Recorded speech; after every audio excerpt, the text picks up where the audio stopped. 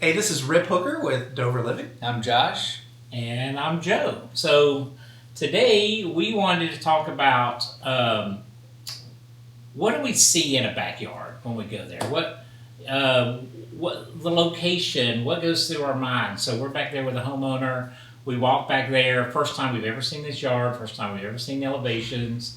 And so, real. We'll start with you. So what are your where does your mind go when you first walk into a backyard? Well, we're not always looking for the flat spot of the yard. That's certainly something I've learned over. Normally looking for indoor outdoor. So how can we integrate the pool with the indoors as much as possible? Maybe it's the same elevation, maybe it's pulling it close to the house. That's kind of what my first take is. Yeah, I'm with you on that because I always tell people that it's an extension onto your living space. So if you go out, if you have the opportunity to put it at the main level, that's what I'm always looking for, if it makes sense. Mm-hmm. Yeah, because a lot of people will go out and they'll just find the easiest place.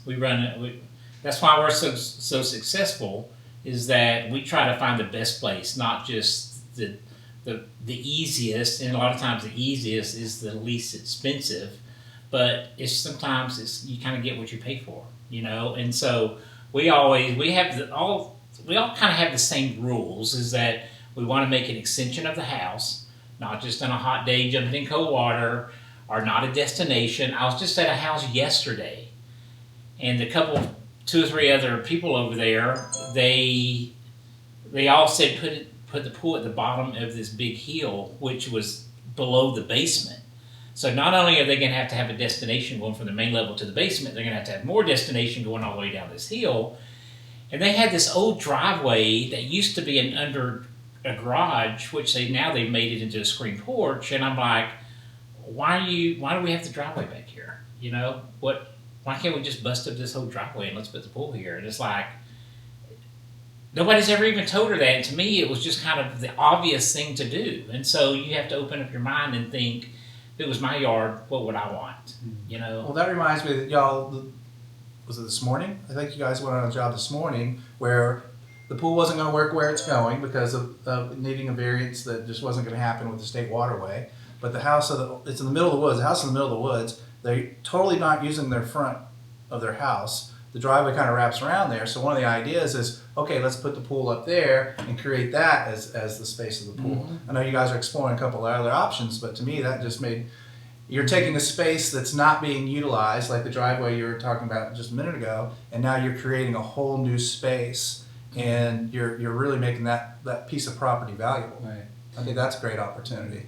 And that reminds me of waterways, reminds me of the restrictions. So that's also sometimes what we have to look out for is you walk in somebody's backyard and you see a creek, or maybe you see what looks like a drainage easement in the backyard. And sometimes we can't even know until we pull up a record of it or a survey. Sometimes we just have to have that information. And because you could walk in the backyard and design up whatever you wanted to, but if you're designing something in a drainage easement that's not going to work, then that's not going to work. So there is sometimes just some legwork that you have to do to make sure that we're given getting the right information or given the right information. And right, a lot of times it is more than just visually seeing what's in the backyard, because the state waterway may not really have running water through it, but it's the state. You'd have to go to the state to actually get it redesignated as not a waterway. Right. Right. And that's just not gonna. Mm-hmm. That's normally not gonna happen in a residential world. Right. Well, the reason Dover Living is successful is because the things that us three have in common is that we walk into a backyard and think, if this is our backyard, what would we do? We love the idea of doing an extension of the house.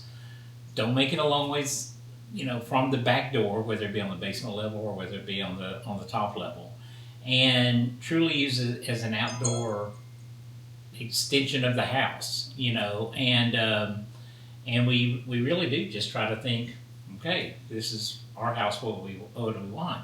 And tell you the truth, most of our sales that go against other people are more expensive than the competition that we're against. And the reason that it is that we take that chance on, if we need to do an exposed wall, raised wall, lift part of the yard up, our pools are just going to be more expensive, but they're in a lot better location. And as you're using the pool all year, you're going to be thankful because you got to know where to spend your money at. And doing things to make it an extension of the house is the best way to spend your money. You know? Yeah, I was just out at a yard yesterday, and the guy it slopes off about 5 feet from his basement level. And yeah, you could come in and just build a wall and build up the whole backyard and then have the pool all level. Or what I suggested to him, because he was talking about a fire pit, he was talking about different areas to hang out in. So instead of just bringing the whole backyard up, I had the pool exposed, and then we would step down a couple steps down to a side exposed pool within a sunken fire pit area. And then he loved that idea, you know, and so, you know, it's that kind of thinking to where, oh yeah, maybe a little bit more to do some stack stone on an exposed wall, but it's just going to be a much cooler project. You can have the ability to do lighting on the wall, you can have ability to do raised planters, and so landscaping is also a huge thing I think about as well, because that really helps sell the dream as well. So. Well, another one is not just the elevation, but I went to one this morning where he had 3 companies coming out there, and he told all us a rectangle pool and a grotto on the side. But the site's almost flat. So like doing a natural looking grotto just goes against the grain of what I think we should be doing. Right. And he told us a rectangle. And so, well, his house is in linear this way, and he's thinking there, but it's got a back fence and an existing shed that he's converting over into a cabana, but it's at an angle, so it just made sense to me. The space is more of an angle. So I have it parallel with the house here, and then we have some little curves coming around on this side. It does step up 1 foot up to the cabana, but instead of making a natural looking grotto, it's more contemporary. So we got straight lines, we got the stone, the jump stone that's coming off that is just one big slab of stone, and the waterfall coming off that is very angular and coming down. So we're not trying to make it look natural. We're not trying to make it look like a natural mountain. Yeah. And so they were blown away. Oh my God, this is great, right? But it's so funny. We're standing in their kitchen, and they've got a spa that's right outside their kitchen door. Or kitchen window rather, but they've got it all fenced in. And I said, well, you're going to open that up now that we're redoing all this area. And they were like, well, I don't know. I go, well, right here, you're looking right out at the waterfall. It seems like you'd want to open that up. And it didn't even occur to them that, yeah, we do want to see the pool from the inside. Right. Well, and the key to that is every backyard is different.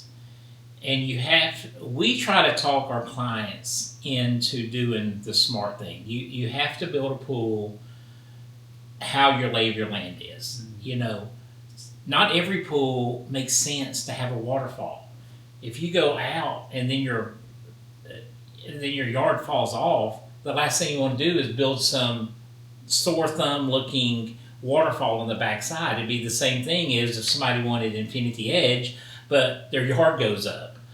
You want to do the things that make sense in your backyard, you know, because there's a lot of features out there that you can do on your pool that makes sense with the lay of your yard, you know? That Well, everyone's different. contradict that actually with the hill going up, because we just sold that one with a front-facing vanishing edge. Oh, you know what? I'm going to contradict it too. One of the very first pools I ever did. Okay. I never done this. My very most first part. finishing edge. So the house is up here and there's a pond down here. See, And so we've got a spa over here, and the spa's raised up, and the water's coming at you, and then the vanishing edge is going that way. And to this day, that just dynamic of the water going both directions, and then you go down over here, and we've got a lower deck. So I was you wondering got to why break Josh, the rules, but you got to know how to break the rules. I was wondering why Joshua was smiling because he was waiting to tell me that. It's true. These people, the yard did go up, and what Josh did was he lifted the whole pool up 2 feet to where there's an exposed wall in the front, but he made the infinity edge fall toward the house so you could see. Well, that's cool. I mean, yeah, Now, that is cool. Well, Now, you to be know, fair, I did steal that idea from you. Well, I was waiting for you to say that. but this was mine. Yeah, That was yours. That's I want to fine. see that.